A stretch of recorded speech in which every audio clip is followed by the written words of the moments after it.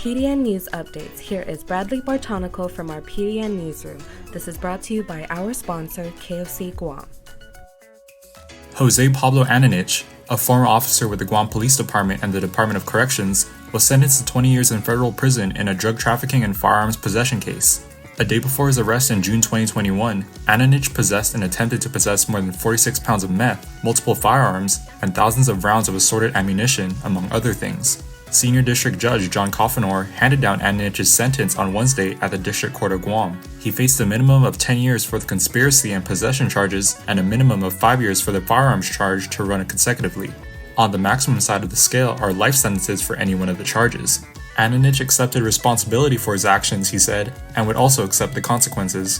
In other news, an earthquake with a preliminary magnitude of 7.5 that struck Taiwan on Tuesday morning does not pose a tsunami threat to Guam and the Commonwealth of the Northern Mariana Islands, according to the Guam Homeland Security and Office of Civil Defense. The Associated Press reported that the tsunami threat from the strong Taiwan quake largely passed more than 2 hours after it struck.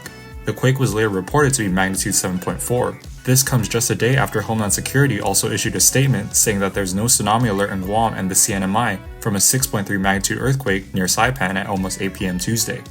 The Guam Education Board on Tuesday approved the Guam Department of Education's budget request of more than $303 million for fiscal 2025, after rejecting it 5 times and missing the January 30 deadline to submit the spending plan to the legislature. The $303 million budget request for 2025 is nearly $8 million more than what GDOE proposed for the current year. The approved budget for GDOE in the fiscal 2024 appropriations law was $235.5 million, or $59 million less than what the agency requested. Now, the board would have to submit the proposed GDOE budget to the legislature for approval. In other news, 6 public school teachers are still in the running for the coveted 2025 Guam Teacher of the Year title.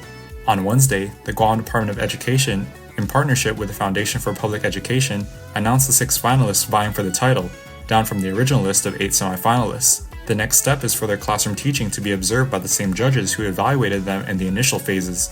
This phase, according to GDOE, is a crucial one and is designed to evaluate the candidates' teaching methods and interactions with students. For more on these stories, go to guampdn.com and follow us on social media.